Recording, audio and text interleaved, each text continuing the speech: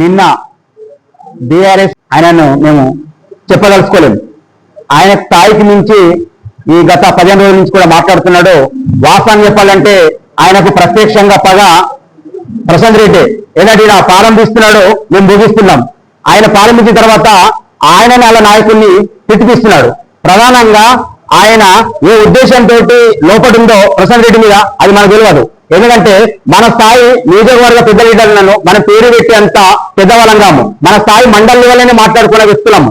అలాంటిది ఏ ఉద్దేశంతో త్వరలోనే మండల ప్రెసిడెంట్ తనకు పోతే వరకు అక్కాస్తోటి కేవలం ప్రశాంత్ రెడ్డి మీద పగతోటి మమ్మల్ని విడిపిస్తున్నాడు. మేము సైలెన్స్ ఉన్నాము, ఆయన మొదలు పెడుతున్నాడు, మేము ముగిస్తున్నాం. ప్రధాన కారణం ప్రసాద్ అన్నగారు, మీరు ఆయన స్పెషల్ గా ఒక డివిజన్ అయ్యింది. ఎందుకంటే ఆయన పదవి అన్నతో ఒక బాధతోటి మిమ్మల్ని తిట్టిపించే ఆలోచనతో మాత్రము ఇన్నేం లేని ఈ భీమవరం మండలంలో మిమ్మల్ని ఏకంగా కంటిన్యూగా పెడుతున్నట్టు కేవలం దానికి కారణం వెనకంటి నర్సయ్య మాత్రమే. చాలా జాగ్రత్తగా ఆలోచించి ఆయనను ఒక పక్కకు పెట్టాలని నేను కోరుతున్నాను.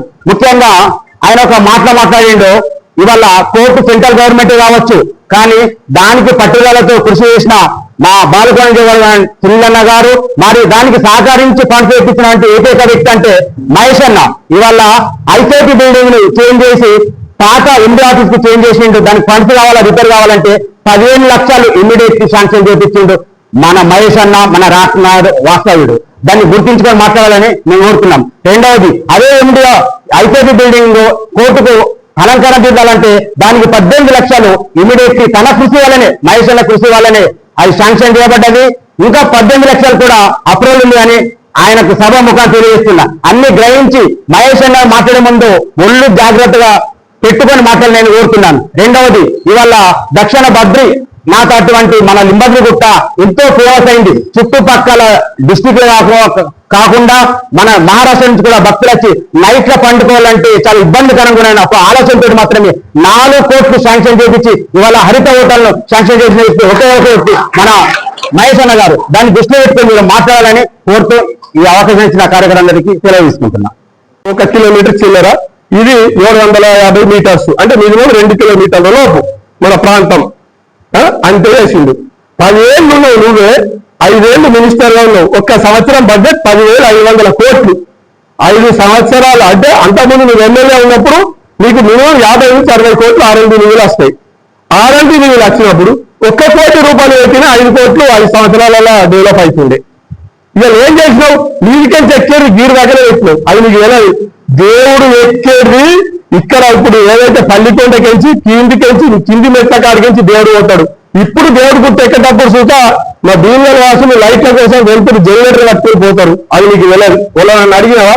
వాళ్ళు అడగాలని కోపం అన్నా ఒక రోజు అది వెయ్యి అని నేను చెప్తే ఎట్లా వస్తారు అని చెప్పేసి నువ్వు అన్నావు. మరి ఇప్పటికి కూడా మీరు చూడరు, దేవుడు గుట్ట ఎక్కినప్పుడు అట్లా ఎక్కాలి. దేవుడు గుట్ట ఓన్లీ పబ్లిక్ చూతారు. సరే అది నువ్వు చేసినావు, దానికి నేను కాదంటలేను. వీళ్ళు R&D మినిస్టర్లు ఆ దేవుడు ఇట్లా ఎక్కుతాడు, పాత తంతలు నీకే దేవుడు ఎక్కుతాడు. లైట్లే లేదు, కొద్దిగా సినిమా చీకటి ఉంటుంది. మొత్తం భీమగాలు చుట్టుపక్కల మండలాలు అందరూ ఆ దేవుడి దగ్గరికి పోతారు, ఇంటి దేవుడు అని. చూడిపోయి వెళ్ళారు నాకు ఎట్లున్నాయి. అదొకటే చేసినావు. మరి వాళ్ళు అక్కడికి వచ్చి పల్లికొండ దాకా, పిత్రి దాకా, లొద్దిరామల దాకా నువ్వు వేయాల్సి వస్తాయి. ఆ పని చేయలేవు. ఇక్కడికి వచ్చి రాజ్నగర్ దాకా వేయాలా. అదే మెండోరకు మన ఒడ్డ గుడిసెల పక్క పోటీ మన మెండోర గ్రామం దాకా ఆ బండబాటు ఉన్నది, దాని కూడా సెంట్రల్ లైటింగ్ వేయాల్సి వస్తుంది. అదే పురాణపేట బలరామం దగ్గరించి దేవంతరికించి కారపల్లి దాకా వేయాలా. ఇవన్నీ ఏం చేయలేదు. భీమగల్కించి నోటే దాకా శివర్ దాకా చేయలేదు. ఓన్లీ నష్టకర్మ సుదర్శన్ టాకీస్కి బస్ స్టాండ్కి వచ్చి పర్సమైన పెట్రోల్ పంప్ కూడా రిటర్న్ చూడరు. భీమగల్ వల్ల ఆడ నీళ్లు కొత్త బస్ స్టాండ్కి వస్తున్నాయి. ఓన్లీ సగం మిడిమిడి వరకులు మాత్రమే చేసినావు. అది పబ్లిక్ కనబడేది, నీకు లాభమయ్యారు తప్ప సంపూర్ణంగా మా గల్లా చెప్పినట్టు 100% పోల్స్ వేసి అదిలో లైట్లు పెట్టి డివైడర్ కట్టి అంతగా అటు ఇటు డ్రైన్లు కట్టి సంపూర్ణంగా ఒక్క పని చేయలేదు. కాన్స్టిట్యూన్సీ లా ఓడనే పనులు చేసినాం. దీనికి మీ నాయకుడు మేము చేసినాం 4 కోట్లతో నింబాకి గుర్త చేసినాం. 20 కోట్లతో చేసిన దంగల పని. కనీసం మహిళలకు 1 లక్ష పనుల జాతర వస్తారు. మహిళలకు బాత్రూమ్ కట్టించినవా? మరి కట్టింది ఇప్పుడు దానికి ప్రపోజల్ పెట్టు. మా సునీల సహకారం చేస్తాడు. అది సైట్లు ఇలా కుప్పగంటి రాయసుడు ఉన్నాడు. ఈ కుప్పగంటి రాయసుడు దాకా డబ్బులతో ఎక్కేది కాదా? పెట్టలేదు. అదే పేరంగంటి ఎల్లమ్మ తల్లి ఉన్నది, ఆడసుక రోడ్డు డివైడర్ పెట్టి లైసెన్స్ పెడితే బాధ్యత నీకు లేదా? పెట్టలేదు. అది చేస్తున్న ప్రపోజల్ పంపు చెయ్యి. ఏం లేదు, తోడెం వరకు వేసి నేను బాగా వేసినా అని 10 ఏళ్ళు చెప్పుకొని కాలం అధ్యక్షుడు. ఇవాళ కేసీఆర్ ముఖ్యమంత్రి గారు ఏం చెప్పిండు? కాన్ఫరెన్స్ కొట్ట 100 పడకలు అన్నాడు. 2014 చెప్తే 2022 శిలపలకలు వేసినావు. నీకు ఏం ఇంట్రెస్ట్ ఉన్నట్టు? 10 ఏళ్ళు అయితే ఆడుకున్నావు కదా. లాస్ట్ 15 ఏళ్ళ ముందుకు ఇచ్చి మేము 70% చేసినాం, ఈ 3 ఏళ్ళు కాదు మీరు 30% ఎందుకు చెప్తలేరా అంటూ. ఇది ఎంతవరకు కరెక్ట్? పబ్లిక్ గమనిస్తలేరా? ఇది ఆలోచించాల్సిన విషయం. అలాగే నీకు ఇలా ఫండ్స్ ఇస్తలేరు ఎవరు? ఫస్ట్ ఇయర్ నీకు 5 కోట్ల 20 లక్షలు ఎన్ఆర్ఈజీఎస్ ఇచ్చింది గవర్నమెంట్. మొన్న సెకండ్ సూట 4 కోట్ల రూపాయలు నీకు ఎన్ఆర్ఈజీఎస్ ఫండ్ ఇచ్చినాం. దీని గురించి మీరు మీ నాయకుడికి చెప్పుడు. కోర్టు విషయము ప్రశాంత్ రెడ్డి తెచ్చిందా? నవ్వుతో వలన ఎప్పుడైనా కోర్టు విషయము, బస్ డిపో విషయము, డిగ్రీ కాలేజ్ విషయము, ఇంకేమైనా స్టేడియం గురించి ఓళ్ళన్నా ప్రశాంత్ రెడ్డికి చెప్పేంత ధైర్యం చేసిర్రా? చెప్తే ముందట నిలబడ్డా? ఓళ్ళన్నా చెప్పేంత ధైర్యం చేయనిచ్చిర్రా? ఆ రకంగా నీ పద్ధతులు ఉండే.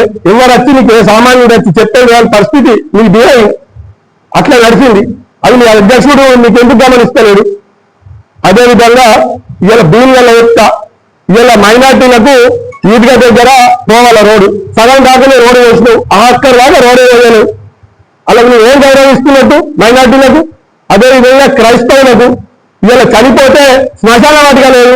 నీ ఊళ్ళో 40 ఎకరాలు ఉన్నావు, కనీసం వాళ్ళకు 1 ఎకరమని కొనియలేవు భూమిని క్రైస్తవులకు. అదేవిధంగా మా భీమవరం ప్రాంతంలో మన దేవలోను ఎలక్షన్ రాగానే దేవలోను పంపించాలా, ఓట్లేపించుకోవాలా. వాళ్ళు సూట ఇలా నందిగుడి కాడ వాళ్ళకు ఊళ్ళో అయిపోయినాయని చెప్పేస్తే 10 సార్లు నేను అడిగిండ్రు.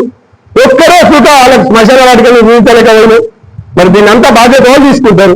ఓన్లీ నీకు లాభమైన చేసిన ఇంకా మత్తులే, ఇంకా వారికిలే నేను రాసుకునే. నువ్వు ఏమి కట్టినావు, ఎన్ని శిలపాలకాలు వేసినావు, ఇంకా మస్తులే. నేను దేవంత పనిచేసి సంకల్పించుకుంటారు మేము బాగా పనిచేసినామని. అన్ని పనులకు ప్రపోజల్ పంపించేది నువ్వే, అన్నిటికీ నువ్వే ప్రపోజల్ పంపు. శ్రీనివాసుడు బాగా చెప్తా, నీకు సపోర్ట్ చేస్తా అన్నాడు, చేస్తాడు. నీకు నిధులు రాకుంటే 100 పడగలకు 2,50 లక్షలు మున్సిపల్ ఎలక్షన్ కాగానే మహేషన్ ఇప్పించిండు. మళ్ళీ రీసెంట్లీ 15 రోజుల కిందట 2,02 లక్షల బిల్ పెండింగ్ ఉంటే మేము 2 రోజు ఫైనాన్స్ డిపార్ట్మెంట్ కు మా ముందరగా మాట్లాడి పని అయిపోయింది, కాంట్రాక్టర్ చెప్పమన్నాడు, చెప్పిన అది సూట పేమెంట్ అయిపోతుంది. ఎంత శుద్ధితోని మా మహేష్ అన్న, మా సునీల్ అన్న, మా కాన్ఫరెన్స్ నాయకులు అందరూ పనిచేస్తున్నారు. ఓన్లీ నీ స్వలాభాల కోసమే కొన్ని పనులు చేసినావు. ఇలా డబల్ బెడ్రూమ్లను కట్టినావు. భీమవరం మండలంలో 60,000 జనాభా. ఓన్లీ బడా భీమవరం 293, బడా భీమవరం 116 కట్టినావు.